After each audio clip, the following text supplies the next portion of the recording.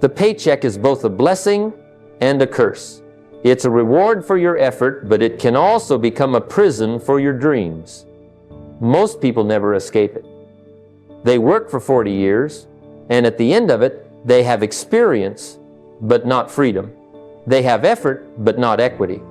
And the reason is simple. No one ever taught them the difference between earning money and building wealth. See, an employee earns to survive, an investor earns to expand. One lives from paycheck to paycheck, the other from idea to idea. And tonight, I want to show you how to make that shift from working for money to making money work for you. Because until that happens, you'll never truly own your time, your choices, or your life. Let me tell you something powerful. Freedom doesn't come from a paycheck. It comes from ownership. Most people spend their lives earning, spending, and repeating the cycle. They work for money but never make money work for them. They clock in and clock out, but their wealth never shows up because it's trapped in the form of labor. The truth is, you'll never experience real freedom as long as your income stops the moment you stop working. You've got to make a shift from earned income to ownership income. That's where the real transformation begins. When I was younger, I thought hard work was the answer. And don't get me wrong, hard work is noble. It builds your character. But if hard work alone created wealth, every construction worker and every waitress would be rich. It's not just about working hard, it's about working smart. It's about taking a portion of what you earn and turning it into something that earns for you. That's the essence of ownership.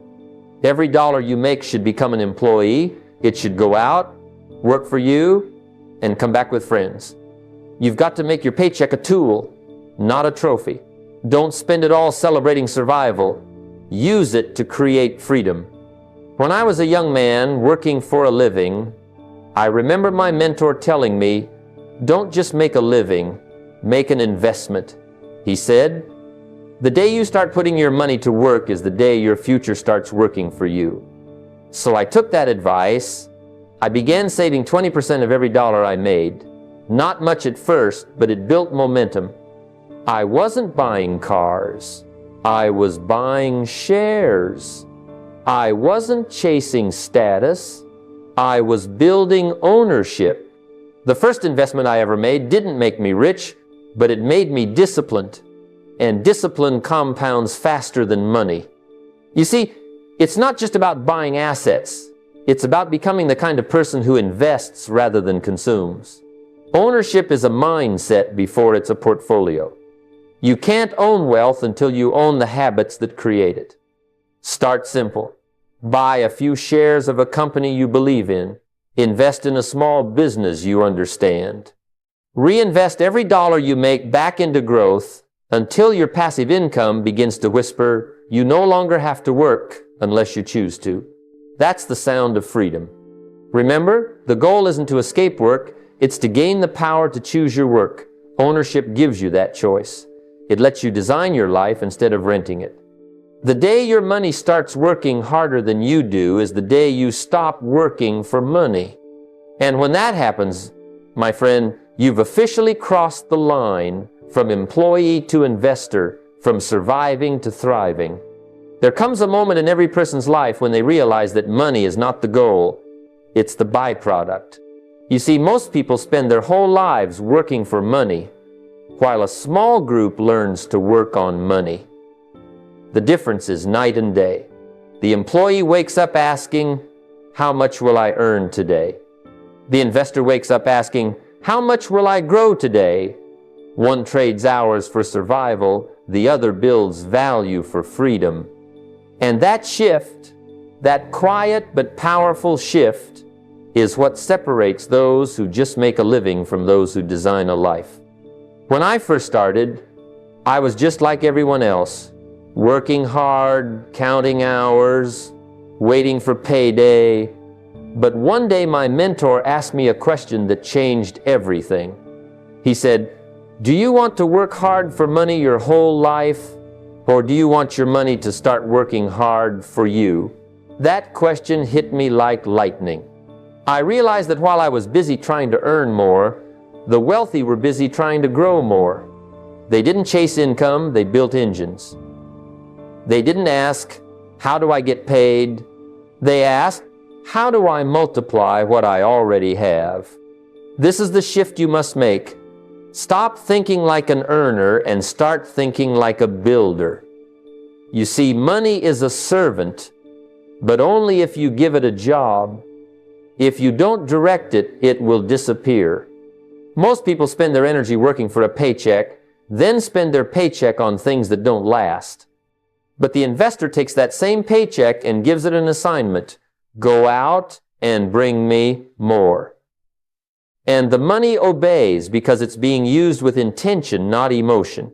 To do this, you must study money like a trade. Treat investing as seriously as your profession. Learn how markets move, how businesses grow, how value compounds. Because ignorance is the costliest tax of all. Once you understand how money works, you'll stop chasing it and start attracting it. The world pays you not for effort, but for insight. And remember, growth doesn't always start with cash. It starts with creativity. Turn your side skills into income streams. If you can teach, write, design, consult, or build, you can create value. That's investing too. You're planting seeds in the soil of your own potential. Track your net worth, not just your income. Your salary tells you how much you earn. Your net worth tells you how much you're keeping and multiplying. The goal isn't to just work harder, it's to work smarter, to make every hour, every dollar, and every idea compound toward your freedom. So stop asking, how much am I making? Start asking, how much am I growing? Because when you work on money, not for it, you stop chasing wealth and start creating it. And that's when the game truly changes. Not just for your finances, but for your entire life. Most people misunderstand their jobs.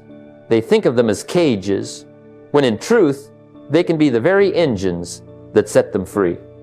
The problem isn't the job, it's what people do with the money they earn from it. Too many folks use their paycheck to finance comfort instead of freedom. They spend every dollar trying to look successful, instead of building something that will make them truly successful. But the wise understand something powerful. Your job is the seed money for your freedom. It's your investor, your capital source, your training ground. When I was young and broke, I remember hearing a wealthy man say, "Don't hate your job, use your job." But I learned that you don't quit your job because you dislike it. You quit because your investments made it optional. Until then, your job is your silent partner. It's funding your dream. Every paycheck is a tool. You can either spend it building someone else's lifestyle or use it to design your own. The key is to treat your paycheck as capital, not comfort. The average person earns money and immediately looks for ways to spend it. A bigger car, nicer clothes, or a fancier home. But that's the poverty cycle disguised as progress. The rich do the opposite. They live below their means. And every extra dollar goes toward an asset that earns while they sleep. They understand that what you don't spend is more powerful than what you do. When you get a raise, don't increase your lifestyle, increase your investments. Imagine what would happen if, instead of celebrating every pay bump with a new toy, you celebrated it with a new stock, a new property, or a business investment. Over time, your assets would start generating the very income that once came only from your labor. Let your job be your financial training ground. It's not just about collecting a paycheck. It's about learning discipline, developing work ethic, understanding business systems, and building relationships. Those are lessons you'll need when you become an investor. Every skill you learn at work can be turned into leverage later. You're not working for the company, you're working through the company, building the mindset that will one day free you from needing it. The great secret of wealth is this: your job can build your freedom if you learn to use it wisely.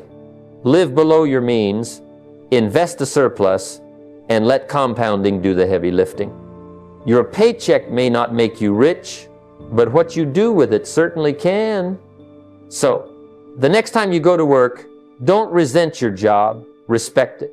It's the bridge between where you are and where you want to be. Use it to build the foundation for your freedom. Because when your job starts funding your dreams instead of your expenses, you're no longer an employee, you're an investor in your own future. One of the great divides between the poor and the wealthy is not income, it's intention. The poor spend to impress, the rich spend to produce. Most people are trapped in consumption mode, always buying, upgrading, showing, proving. But wealth builders, they see money differently. They understand that every dollar has a purpose. It can either grow or disappear. Each purchase is a vote, either for your future or for someone else's profit. And if you want to walk the path to financial freedom, you must learn to turn your consumption into creation. When I was starting out, I was just like most people. Every time I earned a little extra, I wanted to spend it on something that made me feel successful. New clothes, new gadgets, a night out. But then I met a man who changed my thinking. He said, "You can either look rich or be rich. You can't do both at the same time." That statement struck me deep, because when you start to truly build wealth, you stop asking, "How will this make me look?" and start asking, "How will this make me grow?" We live in a world that rewards consumption. Every commercial tells you that happiness is one purchase away, but you must train your mind to see through that illusion. Every time you hand over money, pause and ask, "Is this feeding my future or my ego?" The answer will reveal your financial destiny. The rich don't buy things just to own them. They buy tools that help them create more. A camera becomes a business. A laptop becomes a skill. A book becomes a new idea. Even education, if approached correctly, is an investment that multiplies your earning power for decades. You must also learn to delay gratification. There's a quiet power in saying, "Not yet." Every impulse buy that you resist becomes an investment seed that can grow into something greater. Discipline in spending isn't deprivation, it's direction.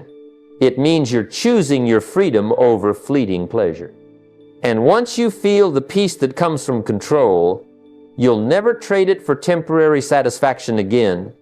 Start tracking every expense, not because you should feel guilty about spending, but because awareness creates clarity. When you see where your money goes, you start seeing where your life is going. You'll notice patterns, the habits that drain your potential and the ones that multiply it. And once you can measure your spending, you can master it. Remember, the wealthy are not just buyers, they are builders. They use money as a creative force. Every dollar has a job to earn, to serve, or to grow. When you start treating your money that way, your finances transform. So, the next time you reach for your wallet, don't just ask, "Can I afford this?" Ask instead, "Will this create value?" Because true wealth doesn't come from what you consume, it comes from what you create. And when your money starts building your life instead of decorating it, that's when you've crossed from consumer to creator. If there's one lesson life and business will teach you sooner or later, it's this: dependence is dangerous. You see, when you have only one source of income, you're living on a financial cliff, and you may not even realize it. The moment that one stream dries up, you don't have a problem, you have a crisis. That's why I often say, one income stream is too close to none. You've got to learn to build multiple rivers that flow into your financial ocean. Because when one slows down, another keeps you alive, and that's how wealth survives and grows. When I was a young man working at my first job, I thought having a paycheck meant security. But I quickly learned that as long as someone else controls your income, they also control your lifestyle. The moment the company changes direction, the economy shifts, or the manager decides to cut costs, your security can vanish overnight. That's when I made a decision I would never rely on one stream again. I began using my evenings, my weekends, and every ounce of extra energy to build something of my own, a side venture, a small business, a secondary source of income that belonged to me. And that's where the magic begins. You don't have to quit your job. You just have to stop being owned by it. Your job can be your foundation, your training ground, your investor. But your freedom will come from the streams you build outside of it. Maybe it's turning a skill into a service, a hobby into a product, or an idea into a business. Maybe it's investing in real estate, learning about dividend stocks, or building digital products that pay you while you sleep. The key isn't speed, it's consistency. Build one new stream at a time and watch how they start stacking like bricks in a fortress of freedom. When you earn from multiple directions, your mindset begins to change. You no longer fear economic downturns, you adapt to them. You stop begging for raises, you create your own. And most importantly, you begin to understand that time, skill, and money are all forms of capital. The more wisely you use them, the faster they multiply. Take one small step today. Start a side project, learn a new monetizable skill, or invest a small portion of your savings into something that can grow. Don't underestimate what small streams can become. Even a trickle can turn into a river if you nurture it long enough. Remember, financial freedom isn't built in one day, it's built in layers. Each new source of income is another layer of security, confidence, and independence. And when you finally reach the point where your money comes in faster than your bills go out, you'll realize that's not luck, that's design. So, stop depending on one paycheck to sustain your dreams. Build streams that feed your freedom, not your fear. Because the moment your income starts flowing from multiple directions, you've stepped out of survival and into mastery. Before you build wealth, you must first build a wall around it. See, most people are eager to grow, but few are wise enough to protect. It's like planting a garden without a fence. You spend months nurturing the soil, watering the plants, and just when the fruit begins to ripen, the animals come and eat everything. That's what happens to people who chase growth without protection. The storms of life, the surprises of the economy, the unexpected turns, they arrive without warning. And if you're unprepared, all that hard work can vanish overnight. I've seen it happen countless times. Someone gets a promotion, doubles their income, maybe even starts investing, and suddenly a medical emergency, a layoff, or a market crash wipes out years of progress. Not because they weren't talented, but because they didn't build their financial defense. Remember, the first rule of wealth is not growth, it's preservation. You can't grow what you don't protect. That's why every journey to financial freedom must begin with security. Before you buy your first share or start your first business, make sure your foundation is strong. Start by setting aside an emergency fund, 6 to 12 months of living expenses. Think of it as your personal insurance against life's surprises. Because the truth is, it's not a matter of if emergencies happen, it's when. And when they do, the person with savings stays calm, while the person without panics. Calmness is priceless. It allows you to think clearly and act wisely. Next, protect yourself with insurance, health, life, income, and property. Now, I know insurance doesn't feel exciting. Nobody brags about their policy. But when life tests you, you'll be glad you were disciplined enough to prepare. It's not a burden, it's a safeguard. Insurance transfers risk. It buys you peace of mind.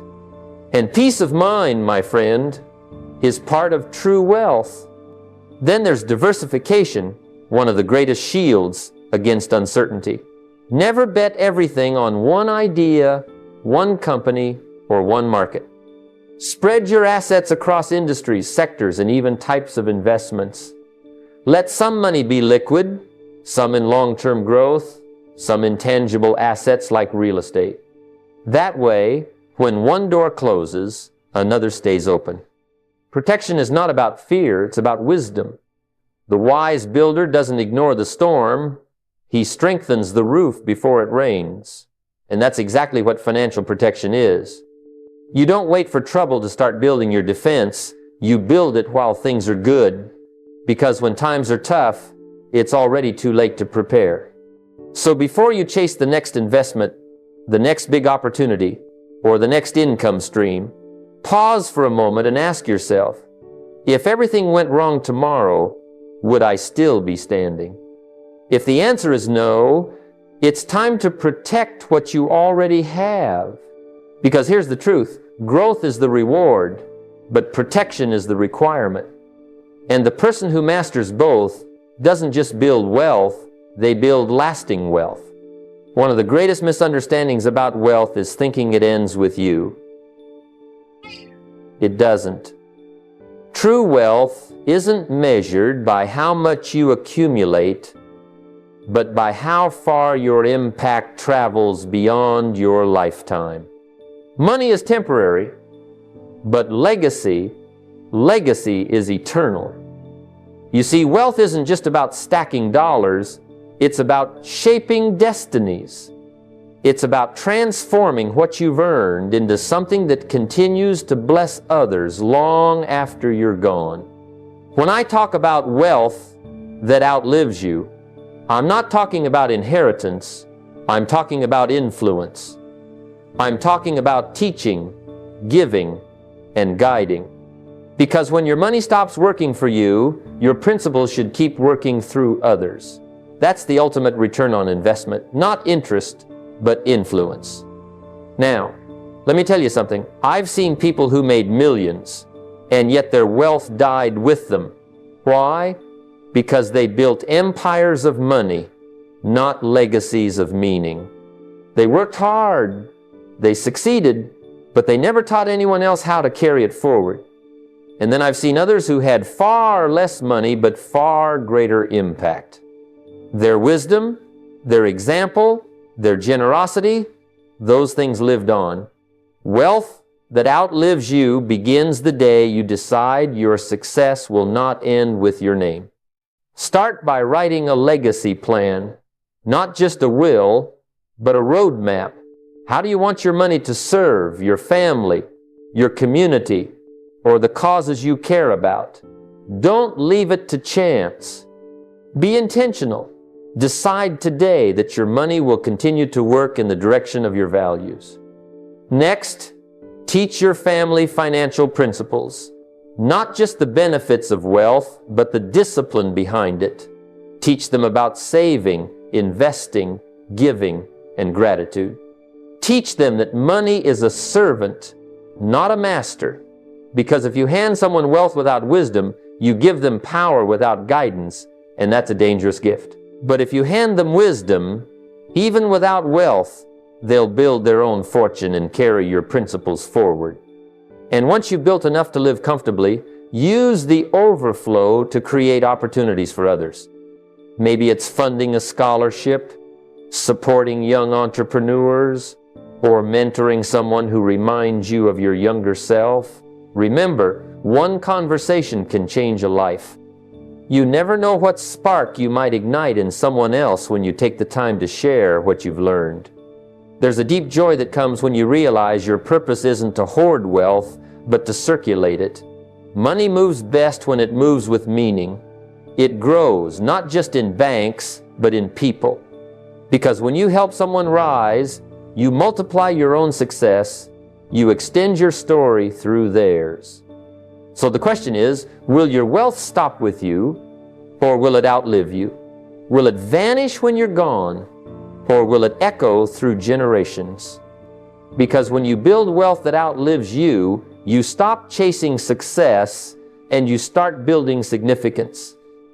And that, my friend, is the highest form of financial freedom. One of the greatest shifts you'll ever make in your financial journey is learning to think in decades, not days. Most people think in paychecks. They live from Friday to Friday, waiting for the next deposit, the next relief, the next moment to catch their breath. But those who build real wealth, the kind that lasts, think differently. They think in timelines. They see every dollar, every decision, every discipline as a seed planted for the next 10 years, not the next 10 minutes. You can't build freedom on a short-term mindset. You've got to stretch your vision beyond the month and start planning for the decade. I remember when I was just getting started, working for someone else and trying to make sense of my finances. I wanted everything fast, the car, the house, the comfort.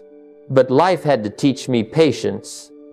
I learned that wealth isn't something you rush, it's something you build, brick by brick, year by year, with the quiet power of consistency. The same effort that buys comfort today could build capital for tomorrow. And the question is, will you choose what feels good now or what brings freedom later? Thinking in decades forces you to become intentional.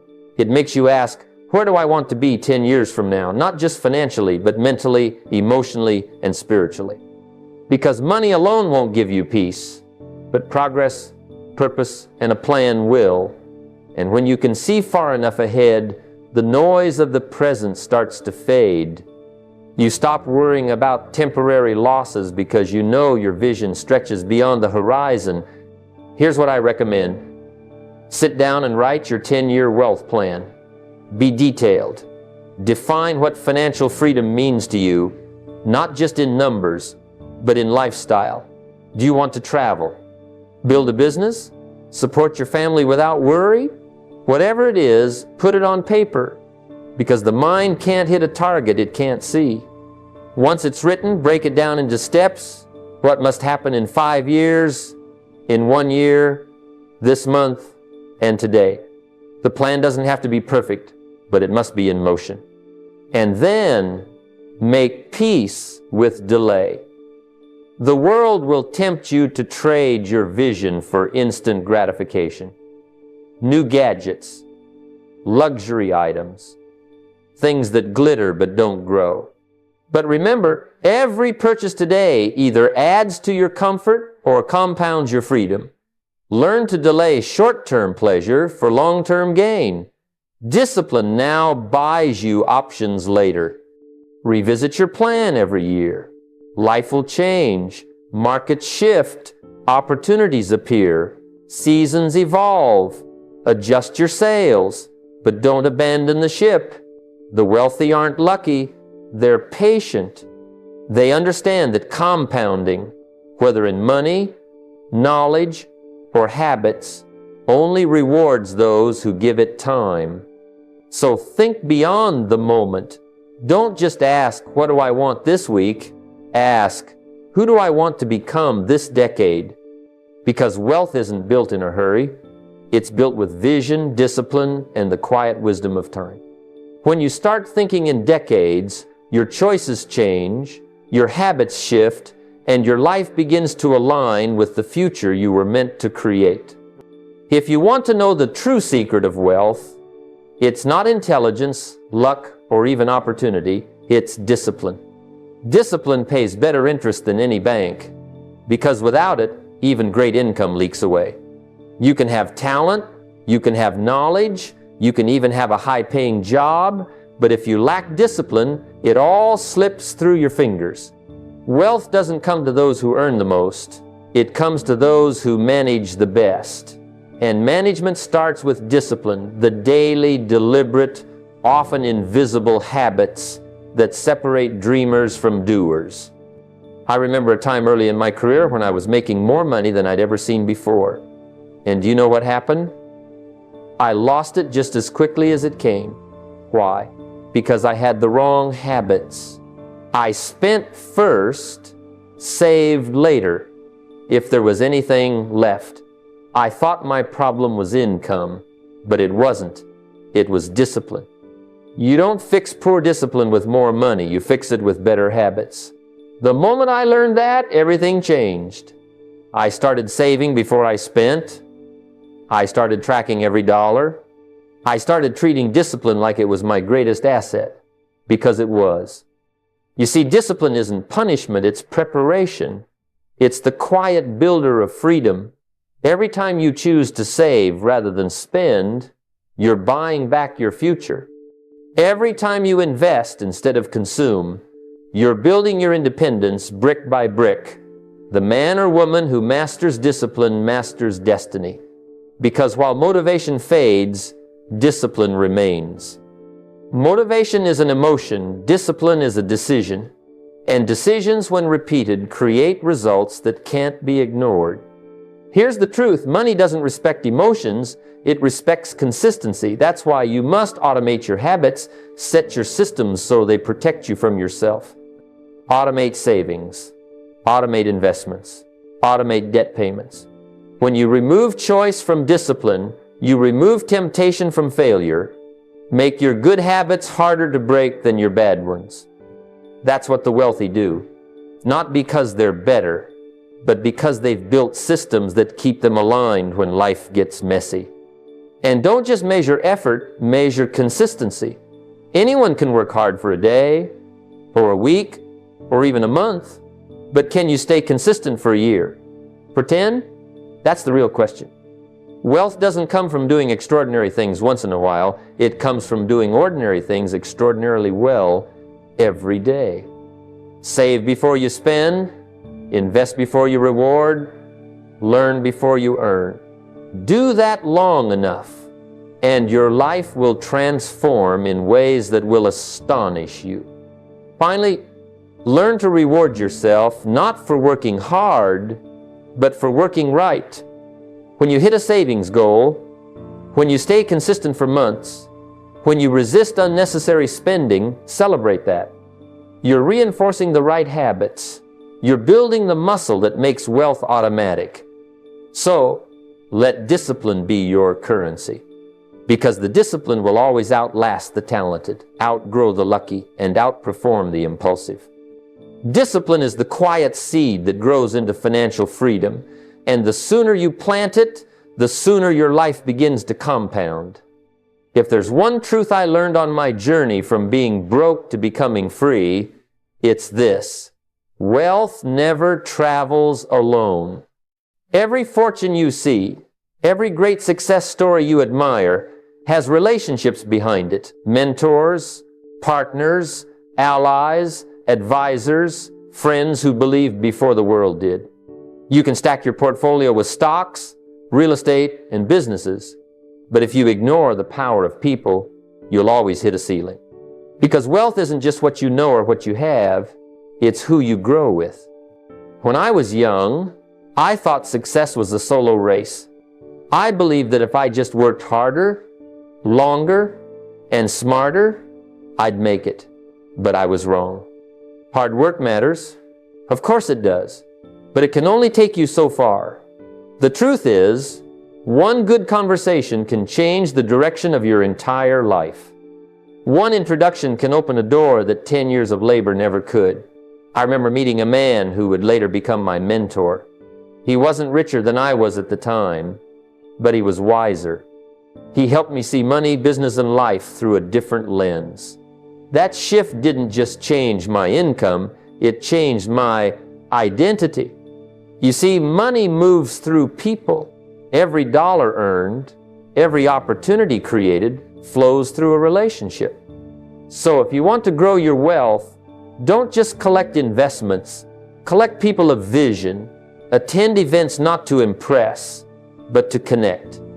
Ask questions, listen deeply, and when you meet someone successful, don't just ask for help, offer value.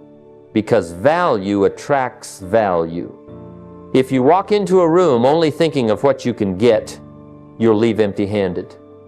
But if you walk in thinking about what you can give, you'll never leave empty-hearted. Now, this doesn't mean networking for the sake of business cards and small talk. No, it means building genuine relationships with people who think bigger than you, act smarter than you, and challenge you to grow. It's about surrounding yourself with those who force you to level up just by being around them. Because here's the truth, your income will rarely exceed the average of the 5 people you spend the most time with. Change your circle, and you'll change your standard. I've seen this over and over again. A man or woman struggling to make ends meet, then suddenly everything shifts when they meet the right people. Not because those people gave them money, but because they gave them perspective. Sometimes, one conversation with a thinker can save you from a decade of mistakes. And that's worth more than any investment on paper. So, if you want to build true wealth, start expanding your human capital. Attend the right conferences. Join mastermind groups. Reach out to mentors. But most importantly, be the kind of person others want to connect with. Keep your word, bring value, and lift others as you climb. Because in the end, wealth may be measured in numbers, but it's built in names, the names of people who believed, contributed, and collaborated with you along the way. Build networks, not just portfolios, and you'll never have to chase success. It will start finding its way to you. There's a simple truth most people miss. If your money isn't working while you're resting, then you're not yet free, you're just tired. Real wealth begins the moment your dollars start clocking in when you clock out. You see, most people spend their lives chasing a paycheck, never realizing that money was meant to be their employee, not their master. They trade hours for income and call it a living, but true living begins when your money works harder than you do. When I was younger, I thought wealth came from working harder, longer hours, extra shifts, constant hustle. But then I met a man who taught me something that changed my entire perspective. He said, work full-time on your job and part-time on your fortune. That one sentence transformed my life. Because the job gave me income, but it was what I did with that income that determined my future. Most people make money and spend it. The wealthy make money and assign it. They tell every dollar where to go.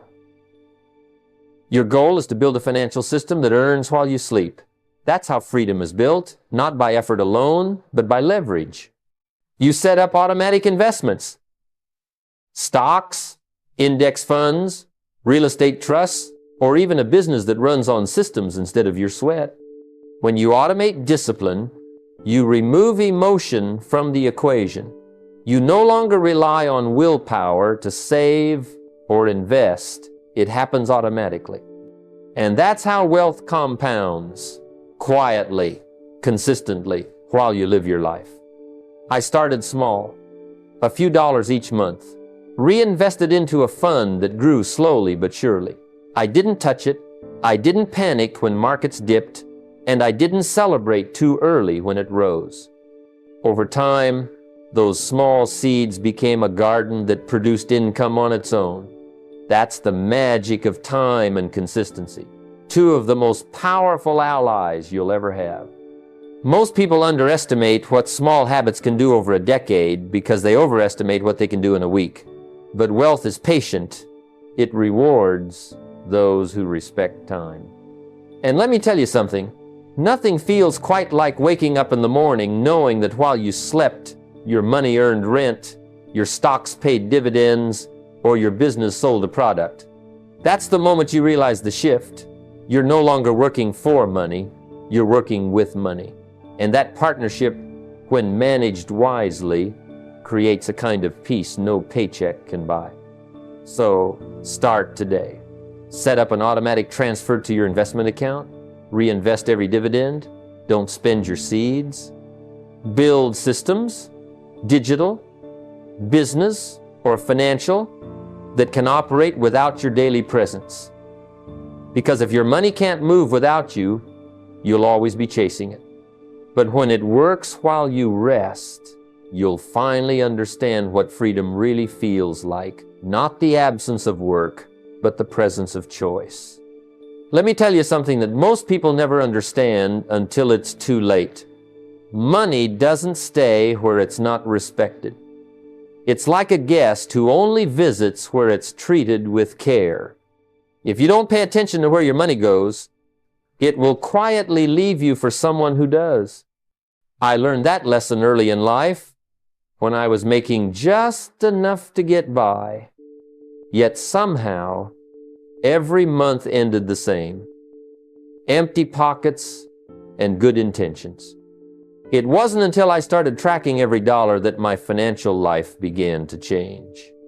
You see, the first step to wealth isn't making more money, it's mastering what you already have. If you can't manage $1,000, what makes you think you'll manage 10,000? The truth is, the amount doesn't matter, the discipline does. That's why I always say, treat your money like a business. Every dollar that comes in should have a name, a purpose, and a job to do. A business doesn't let resources wander off unaccounted for, and neither should you. I remember sitting down with a notepad, yes, a simple notepad, and writing out every cent I earned and every cent I spent. It was uncomfortable. I discovered that my money wasn't disappearing. I was giving it away without thinking. Coffee here, subscriptions I didn't use, things that made me feel good for a moment but took from my future forever. Once I saw it in writing, it became real. Awareness created control, and control created change. We live in a world that celebrates spending and ignores stewardship. People wear their money instead of growing it. They buy to impress strangers who aren't even paying attention. But if you want to build wealth, you have to shift from emotional spending to intentional investing. Every purchase should serve your goals, not distract from them. When you respect your money, it starts to multiply. When you neglect it, it evaporates. Set aside time each week to review your finances. Don't make it a burden. Make it a meeting with your future. Ask yourself, did my money work for me this week, or did I work for it? Track what comes in, what goes out, and what grows. You'll be amazed at how much wealth you can create simply by paying attention. Most people don't need more income, they need more awareness. And here's the beautiful part, respect builds trust. Even with money, the moment you start managing it wisely, you'll find opportunities start appearing, ideas, partnerships, investments. It's as if money recognizes where it's wanted and stays longer.